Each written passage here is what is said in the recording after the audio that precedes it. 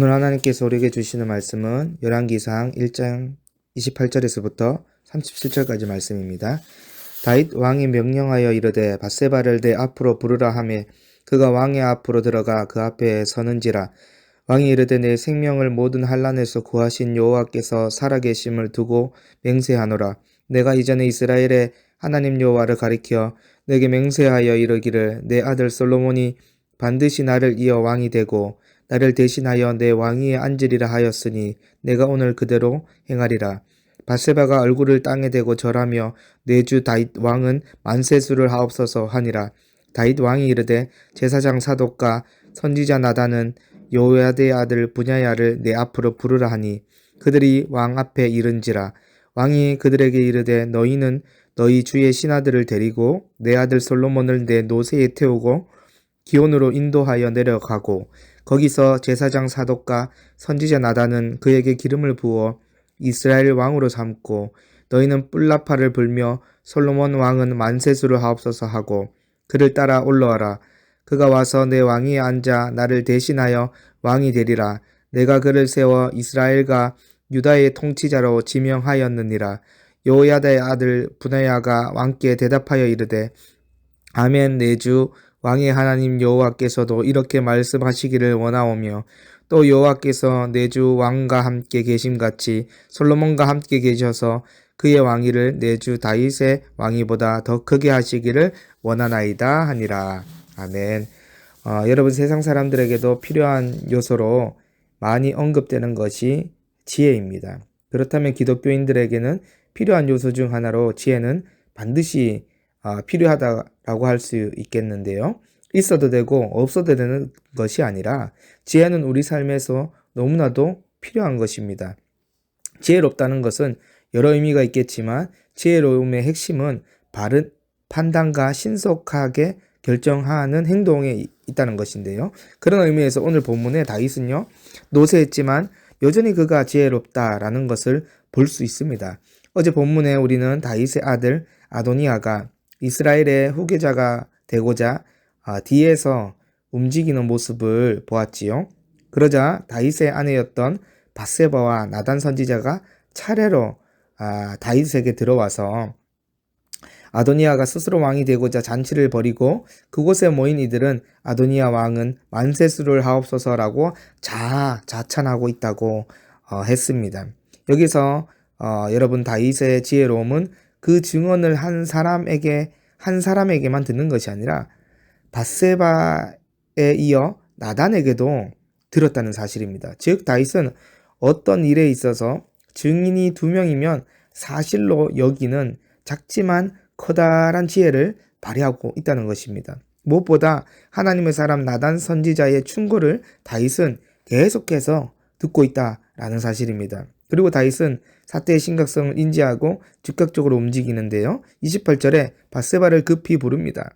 아마 나단 선지자도 같이 있었거나 문 밖에 서 있었을 것입니다. 그리고 다윗은 하나님의 살아계심을 두고 맹세하면서 고백하지요. 29절 30절 말씀인데요.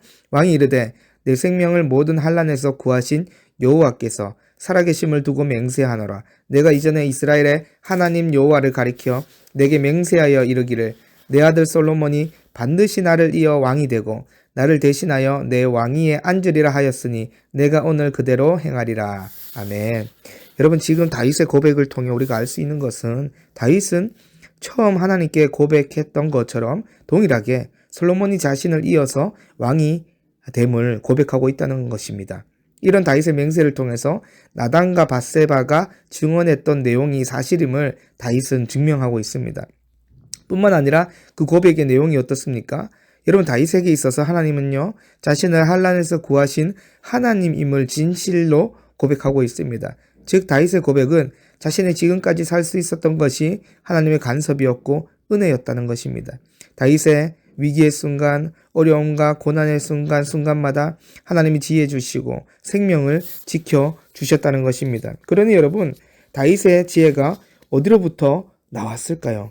생명의 주인이신 하나님으로부터 나왔다는 것입니다. 다윗은 하나님으로부터 지혜를 받아 바른 판단을 가지자 그 이후로는요, 신속하게 실행에 옮깁니다. 30절 하반절에 무엇이라고 말씀하고 있습니까? 내가 맹세하여 이르기를 내 아들 솔로몬이 반드시 나를 이어 왕이 되고 나를 대신하여 내 왕위에 앉으리라 하였으니 내가 오늘 그대로 행하리라 말씀하고 있지요. 여러분, 다윗은 자신이 바른 판단을 가졌다는 것을 확신하자 지체 없이 바로 신속하게 행했다는 것입니다. 이를 통해 우리가 알 수 있는 것은 여러분, 말씀으로 확신이 든 순간들이 있을 것입니다. 하나님이 주시는 분별력과 지혜로 말미암아 강한 감동이 있을 때가 있을 것입니다. 그때 행하지 않으면 안 된다는 거예요. 말씀에 강한 찔림이 있는데, 말씀에 강한 감동이 있는데 왜 주저하십니까? 그렇게 안 된다는 것입니다. 바른 선택에 확신이 있으면 즉각적으로 행동에 옮기라는 것입니다. 이런 극명한 상황에 다윗이 즉각적으로 실행에 옮기지 못했다면 아마도 이스라엘 왕위가 어떻게 될지 모르는 상황에 빠질 수도 있었을 것입니다. 이러한 혼돈이 생길 수도 있다는 것을 지혜자인 다윗은 알았기에 솔로몬을 왕으로 세우기 위해서 빠르고 단호하게 결정을 내린 것입니다. 이어서 다윗은 솔로몬의 즉위식을 행하기 위해서 사람들을 부릅니다. 32절에 보니까 누구를 불렀을까요? 제사장 사독, 선지자 나단, 요야다의 아들 분야야를 부릅니다. 여러분, 자세히 보면 여기서도 다윗의 지혜를 발견할 수 있는데요. 다윗은 이미 선지자 나단을 통해서 제사장 사독과 요야다의 아들 분야야가 아도니아의 그 즉위식 잔치에 제외되었다라는 사실을 들었습니다. 그래서 다윗은 이들은 적어도 아도니아 쪽으로 기울지 않는 사람임을 알았고 솔로몬 즉위식 때 충성을 바칠 사람들임을 기억하고 있었던 것입니다. 이렇게 다윗 앞에 모인 충성된 사람들에게 다윗은 자신의 신하들과 함께 자신의 노새에 솔로몬을 태우고 기온으로 데리고 가라고 말씀합니다. 그리고 그곳에서 제사장 사독과 선지자 나단이 기름을 부어 솔로몬이 이스라엘의 왕으로 삼으라 라고 말씀하고 있습니다. 이런 다윗의 행동에도 지혜를 발견할 수 있는데요. 일단 다윗의 노새를 솔로몬에게 태우게 했다라는 것은요, 솔로몬에게 왕권의 전통성과 권위를 부여했다는 행위입니다. 이스라엘 백성들은 솔로몬이 다윗 왕의 전용 노새를 타고 가는 모습을 보면서 다윗 왕이 직접 솔로몬에게 왕권을 주었다라는 것을 분명히 인식했을 것입니다. 또 하나 다윗이 기온으로 그 장소로 가게 한 것은 그곳에 그 기드론 샘물이 있었기 때문에 사람들이 모이기에 용이했고 그곳에서 예루살렘 성이 가장 잘 보이는 장소였다라는 사실이 있습니다. 이처럼 다윗은 모든 사람들이 솔로몬이 이스라엘의 왕이 되었음을 가시적으로 확인할 수 있도록 지혜를 발휘하고 있는 것입니다. 뿐만 아니라 솔로몬이 이스라엘 왕이 되었음을 가장 확실하게 보여주는 것이 무엇이겠습니까? 바로 제사장 사독과 선지자 나단으로부터 기름 부음을 받았다는 것입니다. 여러분, 앞서 아도니아 자신들만의 왕권 즉위식과 솔로몬의 즉위식에서 극명하게 차이 나는 것이 바로 기름 부음에 대한 부분입니다. 이 차이를 통해 아도니아는 아직 정식적인 왕이 되지 못했음을 본문은 분명하게 알려주고 있는 것입니다. 앞서 사울 왕도 다윗도 왕으로 선택받고 가장 먼저 이루어진 것이 무엇입니까? 바로 선지자 겸 제사장인 사무엘에게 기름 부음을 받았다는 사실입니다. 여러분, 선지자에게 기름 부음을 받았다는 것은 왕이 하나님의 선택을 받은 하나님의 종이라는 것을 상징하는 것입니다. 여러분, 결국 아도니아가 먼저 자신이 왕이라고 나섰지만 하나님 보시기에 진정한 왕은 누굽니까? 바로 기름 부음을 받은 솔로몬이 되는 것입니다. 여러분, 그러니까 다윗의 행동을 자세히 보면 어떻습니까? 신속하게 일을 처리하고 있지만 중요한 상황들을 정확하게 행하고 말씀하고 있다는 거예요. 여러분, 다윗은 하나님과 맹세했던 것을 기억함으로 솔로몬을 이스라엘의 왕으로 삼기 위해서 바른 판단을 내리고 있고 그 이후에는 신속하게 일을 처리하였습니다. 그 신속한 일 처리 과정 중에서 아도니아는 결정적인 것을 놓쳤지만 다윗은 중요한 상황들을 정확하게 지켰다는 점에서 다윗의 지혜가 돋보이는 것입니다.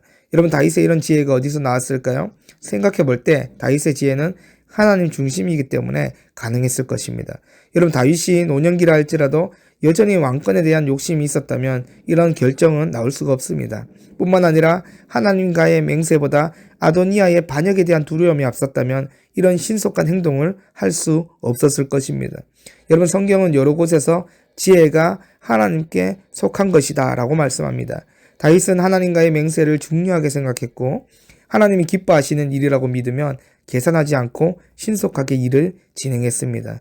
여러분, 다윗에게 있어서 하나님은 29절 말씀처럼 자신의 생명을 모든 환난에서 구하신 하나님이었기 때문에 하나님이 기뻐하시는 바른 판단을 선택을 할 수 있었습니다. 그렇다면 한 가지 분명한 사실은 참된 지혜가 발휘되는 것은 하나님이 기뻐하시는 것에 있다는 것입니다. 그러므로 저와 여러분 평생에 바른 선택과 신속한 순종을 통해 하나님이 기뻐하시는 지혜자로 살아가는 우리 모든 비전교회 성도분들이 되기를 간절히 소망합니다.